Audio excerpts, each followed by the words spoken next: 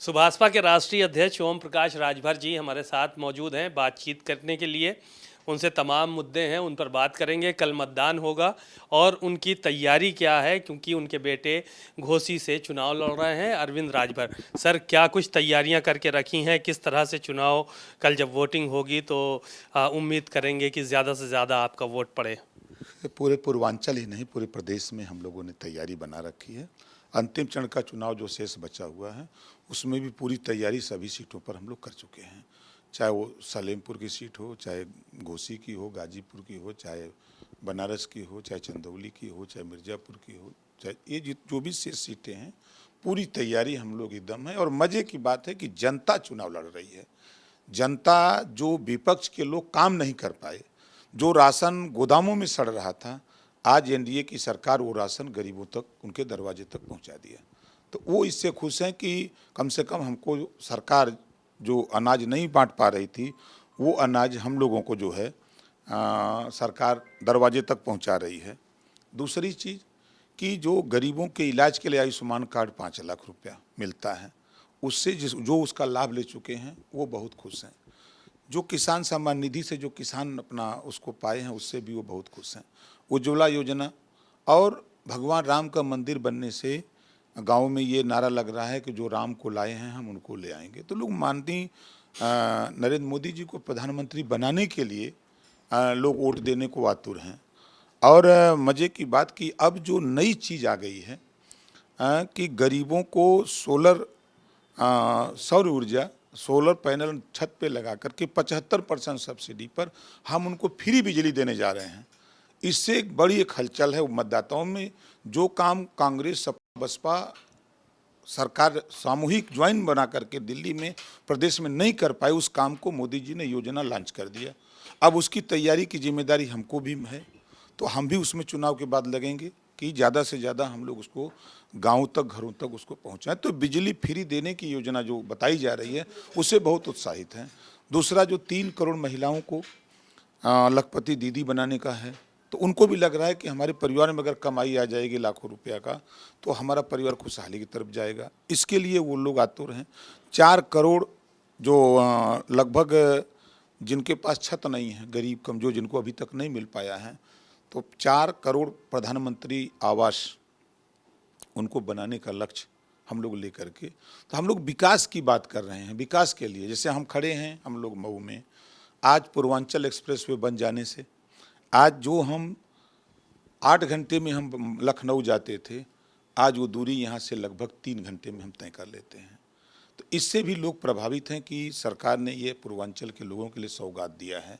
और पूर्वांचल के लोगों के लिए आपने देखा कि जो आजमगढ़ के हवाई अड्डा था, ठीक है, पिछली सरकारों ने बनवाया, लेकिन उसको सुचारू रूप से चालू नहीं कर पाए। उसको व्यवस्थित कर दिया एनडीए की सरकार ने। आपके पूर्वांचल में आपने अंतर्राष्ट्रीय हवाई अड्डा कुशीनगर बनी गया, चल रहा है। आपके बनारस पहले से ही है। काम के दम पे इस बार वोट करने के लिए जनता तैयार है, ये कहना है आपका? बिल्कुल 100% जनता काम चाहती है, विकास चाहती है। और खाली वो लोगों के गुंडागर्दी से, पिछली सरकार के गुंडागर्दी से गरीबों के साथ जो अन्याय हुआ, पिछड़ों का हक लूटा गया, दलितों का हक लूटा गया, मुसलमानों का हक लूटा गया, तो इस बात से वो लोग दुखी हैं। इस नाते कि दलित की बात होती है तो जो प्रमोशन में आरक्षण खत्म किया था समाजवादी पार्टी ने, और आज दुहाई देते हैं और संविधान की, तो संविधान तो आपने खत्म किया। जो शेड्यूल कास्ट शेड्यूल ट्राइब्स के लिए तो आपने संविधान खत्म किया। बहुजन समाज पार्टी की सरकार में शेड्यूल कास्ट शेड्यूल ट्राइब्स के लिए 22% रिजर्वेशन ठेका में सरकार ने, बसपा ने दिया था, उसको खत्म किया, कानून को खत्म किया, तो समाजवादी पार्टी ने खत्म किया। दलितों के महापुरुषों के नाम से जो विकास की योजनाएं बनी थी कि गरीबों के विकास के लिए, वो विकास की योजनाओं को बंद किसने किया? समाजवादी पार्टी ने बंद किया। जिन दलितों के महापुरुषों के नाम से अस्पताल और जिले के नाम बने थे, उसको बदला किसने?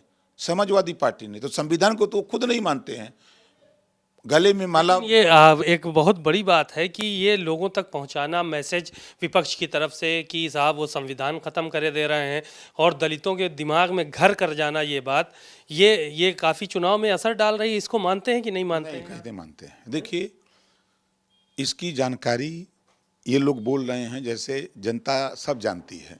भाई इलेक्शन हुआ, चुनाव हुआ तो संविधान खतरे में था, चुनाव जीत गए तो संविधान से ठीक हो गया। ठीक है, ये लोग सिर्फ चुनाव में एक बहाना बता रहे हैं, संविधान खतरे में है। जब हमारे देश का प्रधानमंत्री संविधान की शपथ लेके वो कह रहा है कि हमारे जीते जी संविधान को कोई आंच नहीं आएगी, हम संविधान की शपथ लेकर के हम सदन में हैं, बाबा साहब डॉक्टर अम्बेडकर के संविधान के बदौलत हम लोग चुन करके आते हैं, तो फिर संविधान की दुहाई देने वाले लोग जब ये सत्ता में थे तो संविधान को माने होते तो सबको अधिकार देते। पिछड़ों का हक लूटा, 27% आरक्षण आप किसको दिया? इन्होंने जो चुनिंदे उन्हीं के लोग थे उन्हीं को दिया, और जातियों को तो दिया नहीं। किस मुंह से वोट मांग रहे हैं? आज राजभर हो, चौहान हो, पाल हो, प्रजापति हो, बिंद हो, केवट हो, मल्लाह हो, लोहार हो, नाई हो, गोंड हो, कुम्हार हो, आरक हो, अर्कबंसी हो, बंजारा बहेलिया हो, ये चौरसिया हो, सोनार हो, ये इनको दिया क्या? वोट किस मुंह से मांगेंगे? अब जुल्हा दुनिया अंसारी, साईं दर्जी, फकीर, आप उनके यहाँ चले जाइए, शेख सैयद पठान के यहाँ। तो अब जोली में आपके आ गए हैं, जोल्हा दुनिया अंसारी, साईं दर्जी, फकीर, शेख सैयद पठान, अब तो ये मंत्रालय आपके पास है। इसी नाते कह रहा हूँ ना, हम इसी नाते कह रहा हूँ कि हमको चुनाव के बाद वो लोग सुझाव दें, हमको बेहतर सुझाव दें कि हम उनके लिए बेहतर क्या कर सकते हैं। हमारा प्रयास है कि हम बेहतर कितना कर सकते हैं, तो उनका सुझाव और सहयोग चाहिए चुनाव के बाद कि हम आपके लिए क्या कर सकते हैं। जो समाजवादी पार्टी, कांग्रेस की सरकारों में जो मुसलमानों के साथ सिर्फ नफरत, पहली बार आज़ादी के बाद आईएएस कंपटीशन में मुसलमानों के बच्चे 51 बच्चे मुसलमान के आईएएस बने हैं, जो कल एसडीएम और डीएम बन करके जिले में आएंगे। ये काम ना कांग्रेस कर पाई, ना सपा, ना बसपा। ये काम अगर किया तो मोदी जी, योगी जी के राज में हुआ है। और मज़े की बात है कि आज आईआईटी हो, आईटी हो, बच्चे शिक्षा की तरफ, मुस्लिम बच्चे अच्छी शिक्षा की तरफ बढ़ रहे हैं। उनके रोजगार, जो चट्टी पर बैठ करके नफरत की भाषा बोलते थे, झगड़ा करते थे, आज बदे कहीं झगड़ा हो रहा है। अब वो अपने घर में, चाहे मोदी जी के भय से, चाहे योगी जी के डर से, अपना बिजनेस, उनका बिजनेस बढ़ा है, काम बढ़ा है, व्यापार बढ़ा है। तो ये कहने के लिए तो सपा, बसपा, कांग्रेस के लोग नफरत की बात करते हैं, लेकिन यहाँ नफरत नहीं, हम लोग भाईचारा, मिल्लत की बात करते हैं। विभाग हमको मिला है, हम विभाग को बेहतर कैसे करें, विभाग के सहारे हम कौम को, अल्पसंख्यक समाज को हम बेहतरी की तरफ कैसे ले जाएं। हम बार बार कहते हैं कि आप हमको चुनाव के बाद लिखित सुझाव दो, हम उस पर अमल करने का काम। प्रधानमंत्री पर हमलावर नजर आए राहुल गांधी, कहा कि इस चुनाव में कुछ बचा नहीं जो मुद्दा न बनाया गया हो। मीट, मछली, मंगलसूत्र, और उसके बाद बात मुजरे तक पहुंच गई।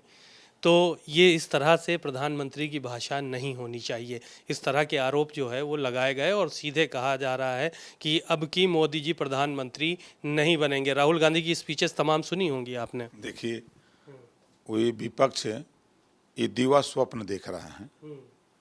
वो सड़क पर हेलीकॉप्टर से आते हैं, मीटिंग में जाके भाषण दे के चले जाते हैं। हम तो देखते हैं उनकी मीटिंगों में आता कौन है?